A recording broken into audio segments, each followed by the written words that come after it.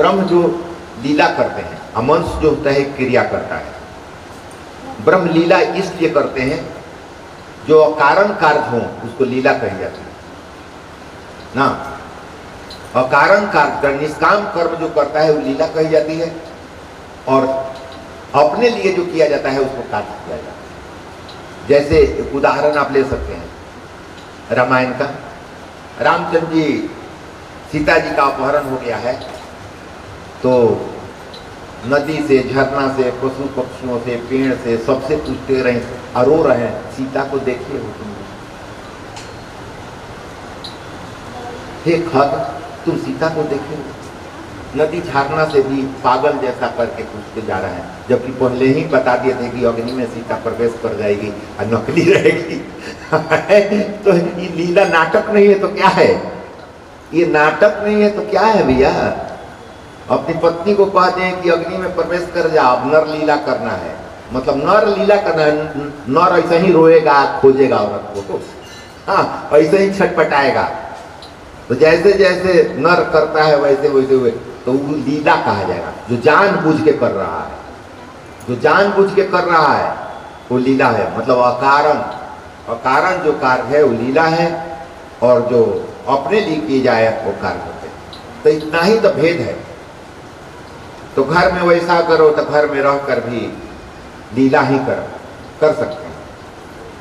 ईश्वर लीला करते हैं, अतः वे अनेक रूप स्वरूप धारण करते हैं। शंकराचार्य जी कहते हैं कि ब्रह्म सर्वव्यापक हैं और निर्विकार हैं।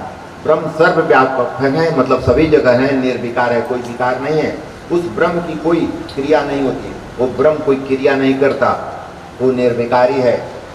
शंकर का यह दिव्य सिद्धांत है। परमात्मा का वास्तविक स्वरूप निरंकार और आनंद रूप है।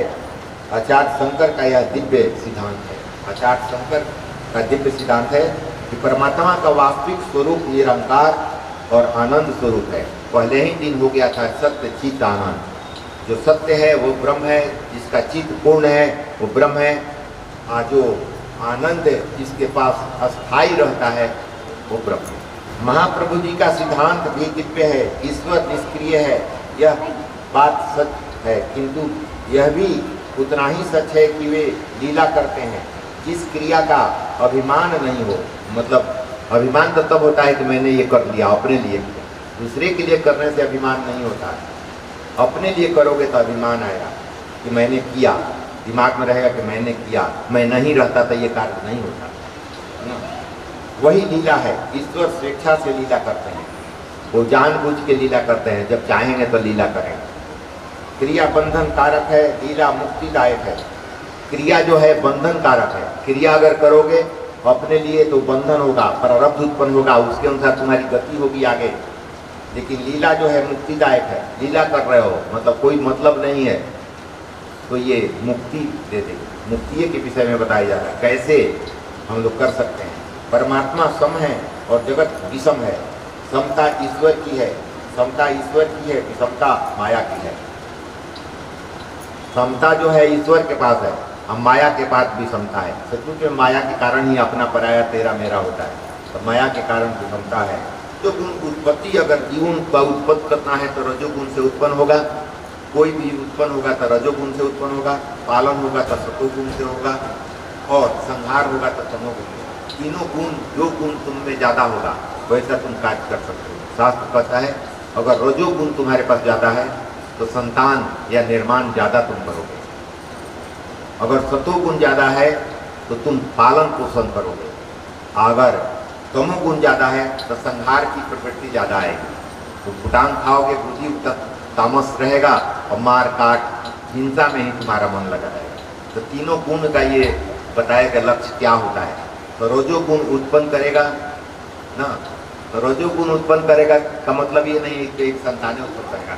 घर एक को बना दिया है, 5 को 10 को सब शहर में बनाते जा रहा है ना। और चाहिए और रुपया आता है तो यहाँ होटल बना दिया, वहाँ धर्मशाला बना दिया, वहाँ ये कर दिया। तो रजोगुण से ही निर्माण के कार्य होंगे। यानी कि रजोगुण बढ़ गया है तो बहुत कुछ सोच रहा है, बहुत कुछ कमा रहा है, बहुत कुछ कर रहा है। सतोगुण हो जाएगा तो पालन करेगा, हर एक जीवों का पालन करेगा, अपने ही बाल बच्चे का नहीं। किसी पर भी दया आ जाएगी, किसी को कुछ मदद कर देगा, किसी को कुछ कर देगा। को पालन करने का जवाबदेही या उसमें गुण रहेगा। और तमोगुण रहेगा तो बराबर हिंसक प्रवृत्ति रहेगी, किसी को टांग बोल के, किसी की पीट कर, किसी को मार कर, खाली उसके दिमाग में तमोगुण ही बसा रहेगा। इसलिए शास्त्र कहता है कि तीनों गुण अच्छे नहीं हैं ना, क्योंकि अत्री बनना है। पहले अत्री की चर्चा हुई और मतलब नहीं, त्री मतलब तीनों गुण जिसके पास नहीं हो। जो तीनों गुण सतोगुण रजोगुण तमोगुण नहीं रहेगा वो अत्री है। और अत्री की पत्नी का शक्ति का नाम है अनसुईया, यानी मत्सर। मत्सर नहीं हो, जलन नहीं हो, किसी से द्वेष न हो, तो वो ब्रह्मा विष्णु महेश को बालक बना के पलने में झुला सकता। तो ये शास्त्र दिया गया है करने के लिए, केवल सुनने के लिए नहीं। इसलिए जितना हो सके उतना याद रहे तो लागू करेंगे, जीवन में लागू करेंगे और घर में ही आनंद लेंगे। आनंद प्रभु का क्षेत्र है। आनंद अगर आने लगा तो समझो कि प्रभु अगल बगल हैं। जैसे आँख तुम देख नहीं रहे हो लेकिन गर्मी महसूस होगी तो स्वतः दिमाग कहेगा कि आग कहीं जल रही है अगल बगल। तो ऐसे ही जब आनंद आने लगेगा तो समझना कि प्रभु अगल बगल ही है, क्योंकि आनंद उन्हीं का स्वरूप है। ऐसे आनंद नहीं आता ना। तो देखो, ब्रह्म को देखो या ना देखो, आनंद आ रहा है तो समझो कि जरूर अगल बगल कहीं है ना। तो उसी स्थिति में बने रहने की कोशिश करो। कोशिश करो कि वो स्थिति बराबर कायम करें। जैसे खाना बनाया जाता है तो कहा जाता है चावल पकेगा जब पानी पूरा गर्म हो जाए। तो पूरा पानी गर्म हो जाएगा तभी चावल सींजेगा। तो ये एक तरीका तू जान गया।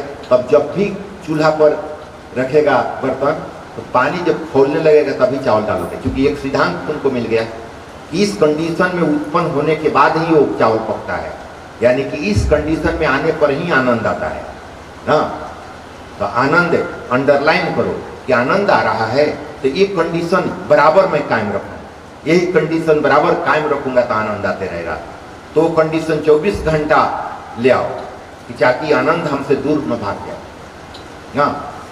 तो ये करने के लिए कहा जा रहा है और ऐसे किया जा सकता है। प्रयास तो किया जा सकता है। प्रयास जैसे करोगे तैसे ही रास्ता मिलना शुरू हो जाएगा, क्योंकि परमात्मा कहते हैं कि तुम एक कदम आगे तो मैं 2 कदम तुम्हारे तरफ बढ़ूंगा, यानी कि तुम चलो तो मैं भी चलना शुरू करूंगा।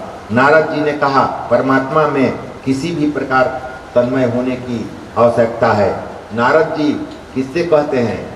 जो वार्तालाप चल रही है राजसू जग में, युधिष्ठिर हैं, पूछते हैं कि अरे शिशुपाल तो इतना गाली दिया और तब वो उसको उद्धार कर दिए, ये तो मुझे समझ में नहीं आ रही है।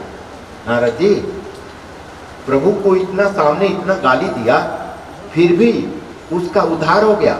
उनकी ज्योति जो है इनमें आकर समा गई, सब कोई देख रहा है।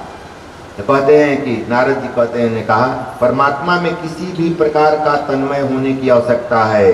परमात्मा ने कहा है कि जीव चाहे किस भाव से मेरे साथ तन्मय हो बने तो मैं उसे अपने स्वरूप का दान करूंगा। मैं अपना ही स्वरूप मतलब आनंद का दान करूंगा। उनका स्वरूप का है सत्य चित आनंद, इसका मैं दान करूंगा। ये मत समझिएगा कि वो भगवान आ जाएंगे सामने ना, ये नहीं समझिएगा। एक आदमी हमसे कहा, पटना में मैं 82 की बात है, कंकड़ बाग में थे, वो कहे कि हनुमान जी दीक्षा देंगे तभी मैं दीक्षा लूँगा। और मंगल के या शनिचर के पूरे देह में सिंदूर लगा के रहते थे, हनुमान जी के पूजा करते। हमको पता चला कि ऐसे एक आदमी हैं, जहाँ हम जाते थे वहीं से पता चला। 6 महीना 7 महीने के बाद संयोग से उसी मकान में हमारी उनकी मुलाकात हो गई। 82 की बात है, 83। तो देखें कि सचमुच हनुमान जी के भक्त हैं या बहुत बढ़िया है। तो हनुमान जी जैसे लंबे तगड़े भी थे, गोरे आ। तब लगा कि अच्छे संस्कारित व्यक्ति हैं। तो बातचीत होने लगी तो हम कहें कि अच्छा आप ही कहते हैं कि हनुमान जी से दीक्षा लेंगे? तो हाँ, हम तो दीक्षा किसी व्यक्ति से नहीं लेंगे, हनुमान जी आके दीक्षा देंगे तभी मैं दीक्षा लूँगा। हम कहें अच्छा तो ठीक है, मान लीजिए कि आपके पास हनुमान जी आ गए, तो जिस रूप में अगर आएंगे तो उनकी भाषा आप समझेंगे, क्योंकि पशु रूप में लंगुड़ के रूप में आएंगे। आप तो यही ना जानते हैं। तो वो का बोले, आप भाषा सीखे हैं? पशु पक्षियों का भाषा आप जानते हैं कि वो कौन मंत्र दे रहे हैं, का बोले हैं? तो नहीं, तो बात तो नहीं। हम कहें कि मान लीजिए कि रूप बदल के आ गए, तो आप विश्वास करेंगे? तो नहीं, विश्वास तो नहीं करेंगे। हम कहें कि वो अगर लंगूर के रूप में आ गए तो भाषा नहीं समझिएगा, अगर रूप बदल के आ गए तो विश्वास नहीं होगा, और ओरिजिनल रूप में अगर आ गए तो उनके पास इतनी गर्मी है आप तो जल के लहक जाएंगे, तो दीक्षा कब लेंगे? स्पष्ट बोला। तो कहे कि समझे को नहीं आया था, अब ले लेते हैं किसी से दीक्षा, एकदम ले लीजिए ना। जितने जीव हैं ना, सब में वही है, वही बात कर रहे हैं। उनके आदेश से ही कोई आता है, दीक्षा लेता है और देता है। देने वाला वही है, देने वाला वही। बीच में आप टांग मत टाइए। तो शुरुआत में साधना की मेरी शुरुआत में उनसे बोला कि तो ऐसे ऐसे लोग भी होते हैं कि ना, तू दीक्षा दी है तबे देंगे। अरे वो दीक्षा वही तो सब में बसे हुए हैं। वो कौन तुम्हारे गुरु लायक है, किसका तुमको ज्ञान चाहिए, किस क्वालिटी के गुरु? मैं पहले ही कहा हूं कि गुरु एक बड़े मॉल है। गुरु एक बहुत बड़ा मॉल जैसे माना जाता है। मॉल होता है ना जहाँ सब सामान मिलती है, तो गुरु एक बहुत बड़े मॉल है। कल्पना करो, उस मॉल में तुम जाते हो तो जिस चीज़ की जरूरत होगी तुम लेके आ जाते हो। अब उस में गया, कहा कि हमको तो चीनी की जरूरत है, या यहाँ बगल में अंडा रखा हुआ है। अरे हमको तेल की जरूरत थी, तो तेल के बगल में शराब रखा हुआ है। नहीं नहीं, यहाँ से मैं नहीं लूँगा, दूसरे जगह से लूँगा। दूसरी जगह जाओगे तो वहीं वही चीज़ मिलेगा। मसाला उठाओगे तो मीट मसाला मिलेगा आपको बगले में सटे हुए ना, तो तुम तो दौड़ते रह जाओगे। अरे गुरु मॉल है, तुम जाओ, तुमको किस चीज़ की जरूरत है उसको लेकर हट वहाँ से। वो और लोगों के लिए है, और लोगों के लिए वो रखा गया है, क्योंकि ब्रह्म सब में है। तो उस रूप में कोई आएगा वो भी ले जाएगा। गुरु को शरीर से मत बांधो कि वो क्या कर रहे हैं, तुमको उनकी आत्मा से मतलब होनी चाहिए। वो तुम्हारे लायक चीज दे रहे हैं कि नहीं, वो तुमको मार्गदर्शन सही कर रहे हैं कि नहीं। तुम बुद्धिजीवी हो, विचार कर सकते हो कि क्या कह रहे हैं। आज दीक्षा प्रकरण जो है ये सबसे घटिया काम है। दीक्षा प्रकरण है, इसलिए मैं मन से कहता हूँ हमारे गुरुदेव दीक्षा नहीं देते। 10 बरिस 15 बरिस 20 बरिस आवे जाते हो यार, ठीक है ठीक है। अरे तुम तो सीसी जैसा हो ना, काम करो, दीक्षा नहीं देते। कहते हैं दीक्षा देने का मतलब है कि उसके सारे पापों को अपने माथे पर लेके काटो, और दीक्षा देने के बाद भी वो गलती करेगा तो वो पाप करते ही जाएगा, तुम उसके पाप को काटते रहो। तो यही धंधा अपनाओगे, ये उचित नहीं है। जो उत्तराधिकारी है, ये शास्त्र उत्तराधिकारी का चयन करता है। जो उत्तराधिकारी है स्वतः आके सट जाएगा और तुम्हारी सारी शक्ति ले लेगा ना, तुम दे दो।